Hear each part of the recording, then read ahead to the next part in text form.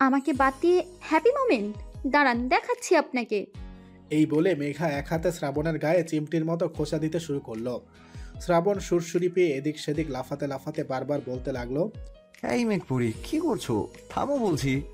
কে শোনে কার কথা? মেঘা তার কাজ অব্যাহত রেখে হেসেই চলেছে। শ্রাবণের একেবারে নাজেহাল অবস্থা। এদিকে স্বাধীনও হাসছে তার পাপা মাম্মার হাসির কাণ্ড দেখে। বাচ্চা মানুষ কি বুঝছে কে জানে, তবুও সে হেসে চলেছে। ওদের এমন খুনসিটির মধ্যে হাফসা উপস্থিত, হাতে তার খাবারের ছোট বাটি। ছাদে দরজা দিয়ে প্রবেশ করতে করতে সে বলল, এই এই কি করছো তোমরা? লেগে যাবে তো। মেঘা স্বাধীনের খাওয়ার সময় হয়ে গেছে তো।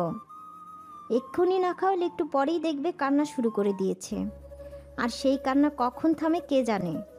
হাফসার প্রবেশে পরিবেশ শান্ত, অর্থাৎ মেঘা শ্রাবণ দুজনেই চুপচাপ হয়েছে। এদিকে স্বাধীন সে এখনো হেসে চলেছে, আর মেঘা শ্রাবণের দিকে উৎফুল্ল চিত্তে তাকাচ্ছে। হাফসা এসে মেঘার কোল থেকে স্বাধীনকে নিতে চাইলে স্বাধীন তাকেও আধভাঙা বলিতে শ্রাবণ মেঘার কর্মকাণ্ড সম্পর্কে বলতে চাইল। আম্মা, পাপ্পা, আম্মা। হাফসা হেসে ফেলল, সেই সঙ্গে হাসলো মেঘা, শ্রাবণ। চারজনের মুখেই হাসি। হাফসা স্বাধীনকে নিয়ে চলে গেল। যেতে যেতে স্বাধীন তার পাপা মাম্মাকে দেখতে দেখতে চলে গেল। তার অধরে তখনও হাসি লেগেছিল। শ্রাবণ মেঘা তাকে হাত নেড়ে বাই বলল, এবার তোমার কি হবে মেঘপুরি? ডক্টরকে জ্বালানোর শাস্তি স্বরূপ ডক্টর তোমাকে তার ধারালো দন্ত দ্বারা ইঞ্জেকশন দিয়ে দেবে। মেঘা আতঙ্কে পড়ে গেল। শ্রাবণ নিশ্চয়ই এখন তাকে কামড়ে দেবে।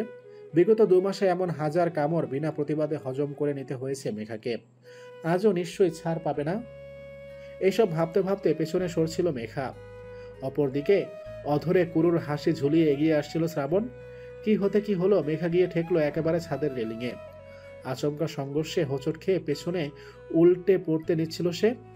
সঙ্গে সঙ্গে কোত্থেকে একজোড়া আশ্বস্ত হাত টেনে নিল তাকে, একেবারে বক্ষ পিঞ্জরে মিশিয়ে নিল।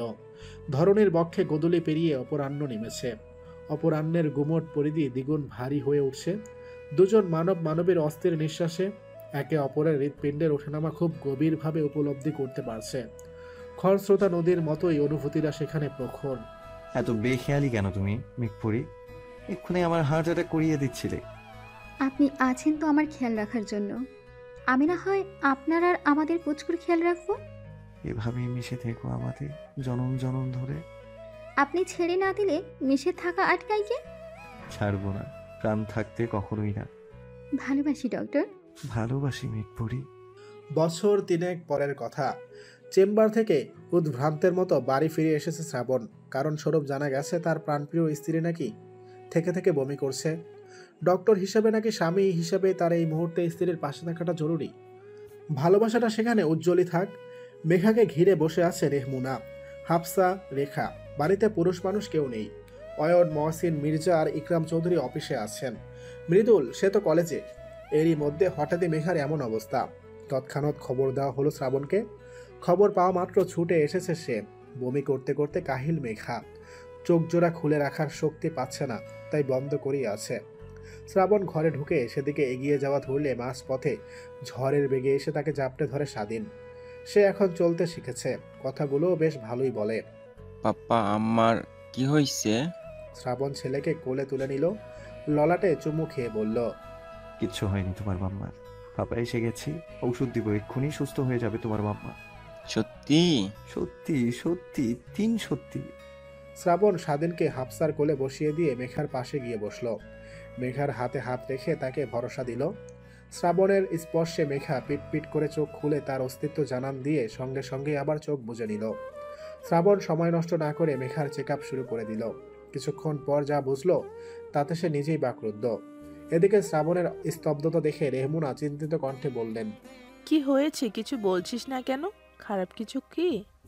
হাফসা ও রেহমুনার সঙ্গে তাল মিলিয়ে বলল, হ্যাঁ ভাই বলো, হসপিটালে নিতে হবে কি ওকে? মেঘার মা তো টেনশনে বা খাড়া, তিনি শুধু চেয়েই আছেন। শ্রাবণ ঘোর থেকে বেরিয়ে হেসে ফেলল, ওদেরকে আশ্বস্ত করে বলল, খারাপ কিছু নয়, বরং খুশি সংবাদ। এতটুকুতেই বুঝে গেল সকলে। একে অপরের মুখ চাওয়াচাই করে বলল, আলহামদুলিল্লাহ। একটা আনন্দঘন মুহূর্ত কেটে গেল।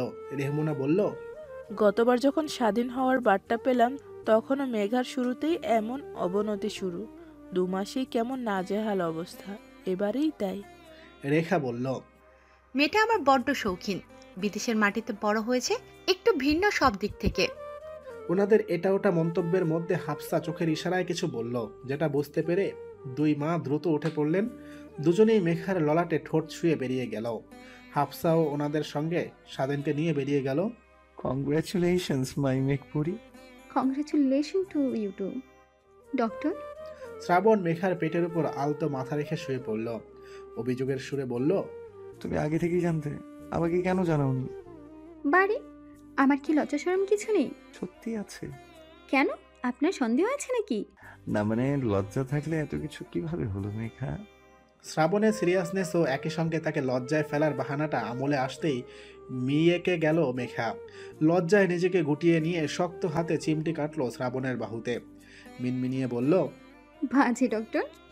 শ্রাবণ মেঘার পেটে অধর ছুঁয়ে দিল, অতঃপর বলল, লজ্জাবতী বউ আমার। হিমশীতল আবহাওয়া গায়ে মেখে অপেক্ষার প্রহর গুনছে নীলাদ্রি। আজ সে বাংলাদেশে ব্যাক করবে। একা নয়, সঙ্গে তার ওয়াইফ রোজেল। সে এখন বেডরুমে তৈরি হতে ব্যস্ত। মেয়েটা বিদেশি। বছর 4 পূর্বে সে যখন বিদেশের মাটিতে পড়তে গিয়েছিল, সেখানকার ইউনিভার্সিটি থেকে তাদের আলাপ। সেই থেকেই মেয়েটি পাগল ছিল নীলাদ্রির জন্য। নীলাদ্রি যেবার বাংলাদেশ এলো, সে কি কান্না! এই 2 বছর হলো পুনরায় নীলাদ্রি আবার ওর কাছে ফিরে এসেছে, একেবারে পাকাপোক্তভাবে ওকে বাংলাদেশে নিয়ে যেতে। রোজেলের বাবা মায়েরও কোনো আপত্তি নেই, বিকজ তারাও বাংলাদেশি। কোনো এক কারণে রোজেলের জন্মের আগেই পাড়ি জমায় বিদেশের মাটিতে। হেমা, আমিন, আহসান সকলেই রাজি ওদের সম্পর্ক নিয়ে। রোজেল মেয়েটা ভীষণ সফট হার্টেড গার্ল, সকলের সঙ্গে সহজেই মিশে যায়। ভিডিও কলে পরিচয় হয়েছে হেমা আমিনের সঙ্গে। আজ সরাসরি বাংলাদেশে আসছে তারা। নিশাত আর রিফাতের সম্পর্কের ব্যাখ্যা আর কীভাবে দেওয়া যায়? নিশাতকে এক প্রকার ধরে বেঁধে বিয়ে করেছে রিফাত। ইস্টাবলিশ ফ্যামিলি, সেই সঙ্গে নীলাদ্রির বন্ধু বলে অমত করেনি নিশাতের পরিবার। কিন্তু নিশাত তো নিশাতই, বড়ই নাছর বান্দা। শেষমেশ বুঝিয়ে শুনিয়ে রাজি করিয়েছে মেঘা। মেঘার কথা সে কি ফেলতে পারে? বর্তমানে আদাই কচকলায় চলছে তাদের সংসার। ভালোবাসা কি আছে সেখানে? অভ্যন্তরে নিশ্চয়ই আছে। সকলে কি এক হয়? আর না হয় একই স্বভাবমুখী। এভাবেই হেসে খেলে চলছে তাদের জীবন চাকা। হৃদয় স্পৃহাগুলো আগলে বেঁচে আছে সকলে। সমাপ্ত। আজকের গল্পটা এখানেই শেষ করছি। এই গল্পটা আপনাদের কেমন লেগেছে তা কমেন্ট করে জানাতে ভুলবেন না। আর এরকম গল্প নিয়মিত পেতে আমাদের চ্যানেলটি এখনই সাবস্ক্রাইব করুন। আর ইতিমধ্যে যদি আমাদের চ্যানেলটি আপনি সাবস্ক্রাইব করে থাকেন, তাহলে আপনাকে অসংখ্য ধন্যবাদ। আজকের মতো বিদায় নিচ্ছি, তবে আবারও কথা হবে নতুন কোনো গল্পে। সে পর্যন্ত সবাই ভালো থাকুন, সুস্থ থাকুন।